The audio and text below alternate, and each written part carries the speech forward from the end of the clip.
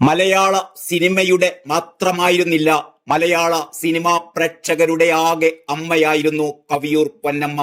ഇനി ആ മുഖം ഓർമ്മയിൽ മാത്രം. മലയാളത്തിന്റെ എക്കാലത്തെയും വലിയ അമ്മ നടി കവിയൂർ പൊന്നമ്മ യാത്രയായി. വാർദ്ധക്യ സഹജമായ രോഗങ്ങളെ തുടർന്ന് ദീർഘകാലമായി ചികിത്സയിലായിരുന്നു. എറണാകുളം ലിസി ആശുപത്രിയിൽ വെച്ചായിരുന്നു അന്ത്യം.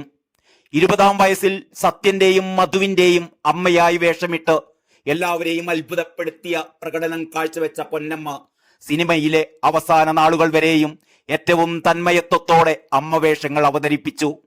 ചെറുപ്രായത്തിൽ തന്നെ സംഗീതം അഭ്യസിച്ചു തുടങ്ങിയ കവിയൂർ പൊന്നമ്മ 14-ാം വയസ്സിൽ നാടകത്തിലേക്ക് ചുവടുവെച്ചു. തോപ്പിൽ ബാസിയുടെ പ്രശസ്തമായ മൂലധനമായിരുന്നു ആദ്യകാലങ്ങളിൽ പൊന്നമ്മ ഭാഗമായ പ്രധാന നാടകങ്ങളിലൊന്ന്. പിന്നീട് കുടുംബിനി എന്ന ചിത്രത്തിൽ 2 കുട്ടികളുടെ അമ്മയായി അഭിനയിച്ചുകൊണ്ടാണ് വെള്ളിത്തിരയിലെത്തിയത്.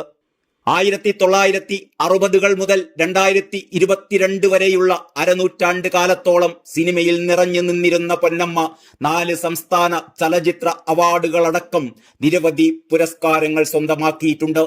1971, 72, 73 എന്നീ വർഷങ്ങളിൽ തുടർച്ചയായും പിന്നീട് 94-ലും മികച്ച 2ാമത്തെ നടിക്കുള്ള പുരസ്കാരം നേടിയത് കവിയൂർ പൊന്നമ്മയായിരുന്നു.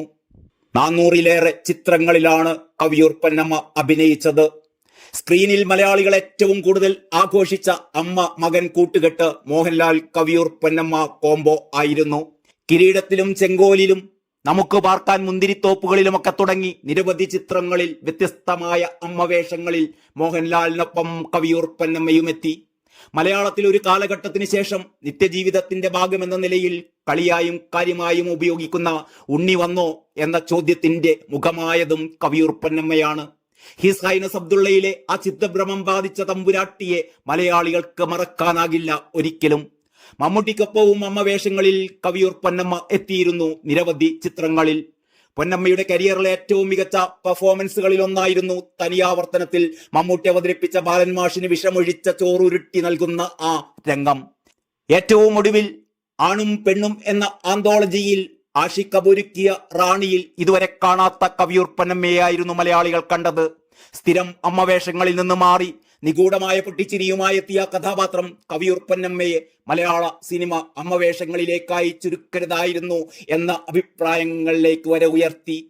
സിനിമയ്ക്കൊപ്പം ടെലിവിഷൻ സീരിയലുകളിലും കവിയൂർ പൊന്നമ്മ സജീവമായിരുന്നു.